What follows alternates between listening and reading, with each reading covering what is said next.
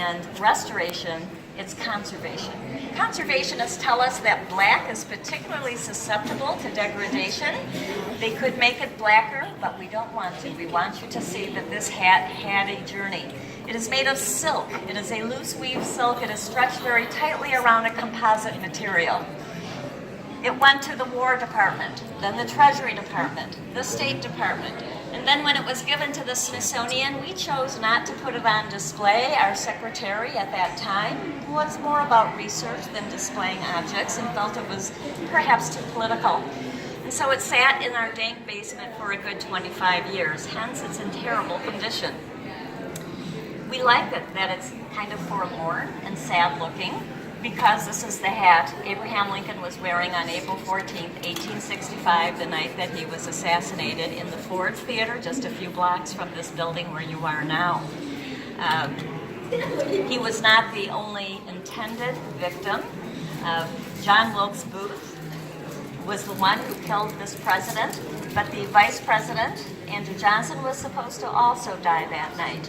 The guy that was given that assignment didn't show up. He had a few too many drinks. The Secretary of State, William Seward, was also supposed to die that night, and it should have been easy. He was confined to bed after a carriage incident, could hardly defend himself.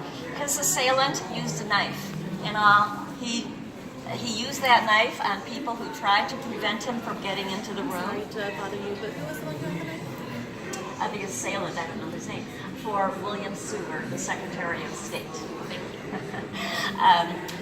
He did get to William Seward. He used that knife. He stabbed him several times. This was an extremely bloody event.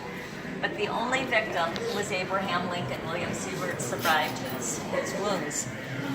John Wilkes Booth was a well-known, respected actor.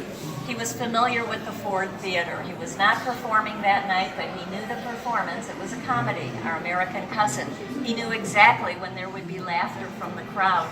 And he used that moment, and he stepped behind a curtain, and he shot Abraham Lincoln behind the left ear. His companion was a general who knew the sound of a gunshot. He tried to attack John Wilkes Booth, and he himself suffered gashed up arm just before John Wilkes Booth jumped over the balcony and made his escape. It's a terribly forlorn event, we think represented very well with this hat, as well as it being a marvel of preservation.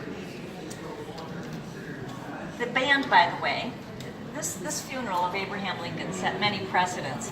We have a 13-star flag here because people were just grabbing anything patriotic they could find to bring as his carriage, as his body was being brought back to Springfield, Illinois, after lying in state at the Capitol, after being in the White House. It made this route from Washington, D.C. to Springfield. People were coming to this casket every day to pay tribute to this great man, and they were taking out. There were 36 states at the death of Abraham Lincoln, but this is just an old flag. They were also bringing flowers, and this was new, and this is a custom that has stayed since that time. The band around this hat is a wide band. They would become standard issue later, but when Abraham Lincoln bought this hat, it was a skinny band, probably 1 or 2 inches. It was called a mourning band. He was in mourning for his son, Willie, who had died in the White House just a year before. Remember when I said we'd lighten it up? I brought it right back down. So I'll just tell you about the teddy bear.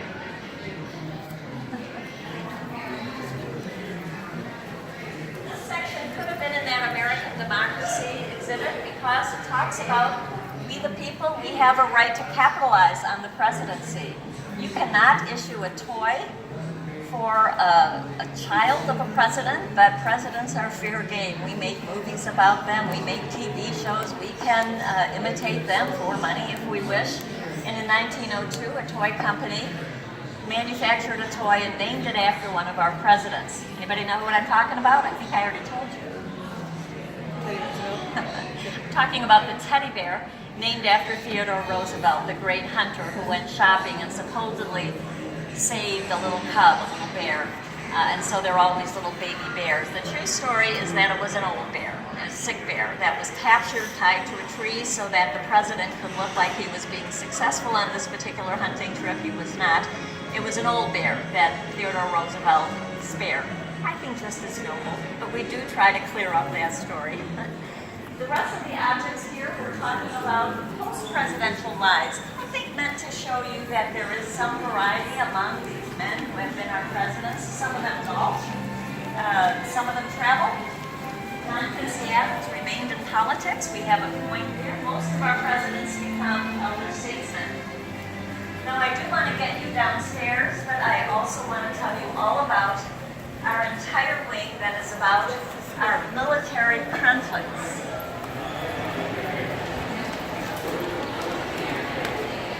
Our military conflicts, also known as wars. We have an entire wing given to our wars because wars are important in our history. They have established our independence, they have defined our borders, they have defined and enforced our values of freedom and opportunity, and they set our place on the world stage. And so we have this very large exhibit, about 900 objects, I believe, maybe 800, called The Price of Freedom, that chronologically takes you through all of our wars, beginning with the French Indian War, ending with the conflicts going on today. There is at least one object there, iconic, from each one of these major conflicts. Having said all of that, this exhibit does not glorify war. It is intended to show you how war has changed over the last 250 years. You can follow the themes, you can follow the advancement of weaponry, of medical advances, and medical treatments, and also communication techniques. Something that is not an upward slope, an advancement, is citizenry involvement that we also talk about in that exhibit. When you think about citizenry involvement in the Civil War, it's quite high, much higher in World War II, essentially non-existent today. So we give you that to ponder there as well. Honestly, there are more treasures in that exhibit and in this wing in general than in the rest of our exhibits. So if you could do one more thing, spend time anywhere, it would be here. We almost always have an iconic object as our landmark object that focuses in on one of our wars.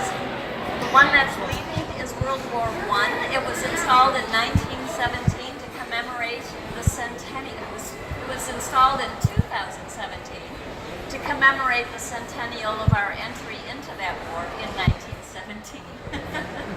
The next one that's coming most certainly will be about World War II. We have another Revolutionary War object, and what an object it is. Should we find them? And here I'm going to leave something up to you. I love this object. It is a gunboat from one battle of the Revolutionary War. It took part in exactly one battle.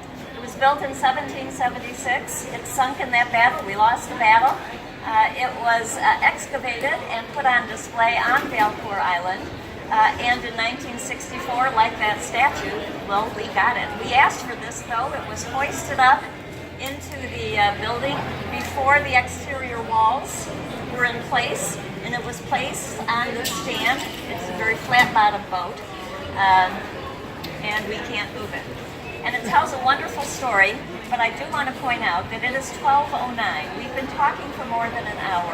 We do know that an hour is about the amount of time that people can tolerate listening to tours. I've still got a lot in me.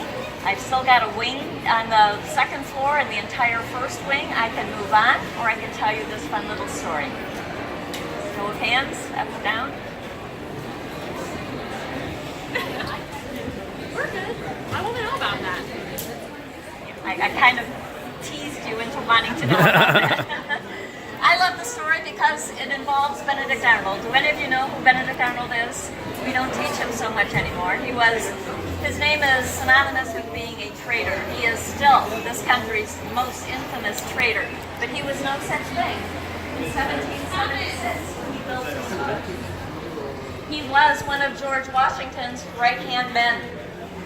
He was a wealthy man. He had a little experience in the merchant marine business, and so he was given a difficult job by George Washington. He was told to defend Lake Champlain.